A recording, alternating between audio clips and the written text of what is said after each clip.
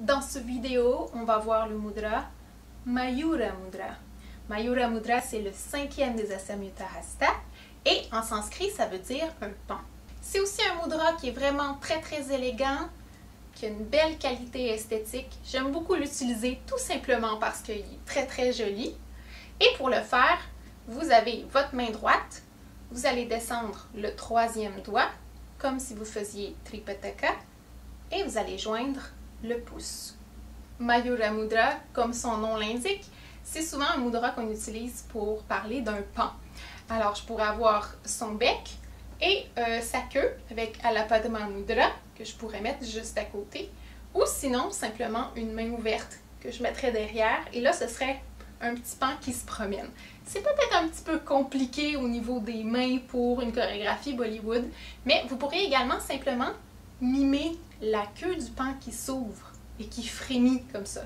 Alors, j'aurais Mayura face et qui s'ouvre comme ça dans un grand cercle. Vous pouvez le faire droit ou vous pouvez le faire avec un petit tintement comme ça. Un usage commun avec Kartari Mukha Mudra, c'est de mimer des lierres ou une vigne qui s'enroule, donc de la végétation dans un jardin. C'est exactement la même chose que pour cette autre mudra-là. Avec le même genre de geste de moulinet, on pourrait aussi jouer dans nos cheveux ou simplement quelque chose de très esthétique, intéressant à faire, ce serait de petits moulinets avec Mayura qui pourraient aller vers l'avant ou vers soi. Ça, c'est inspiré directement de l'Odissi. Il y a peut-être d'autres danses aussi qui font ce geste-là.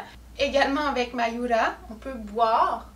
On pourrait boire de l'eau, on pourrait boire du miel ou du poison. Je pourrais boire avec les deux mains aussi. Et finalement, c'est aussi un mudra avec lequel on peut montrer la grandeur de quelqu'un ou de quelque chose.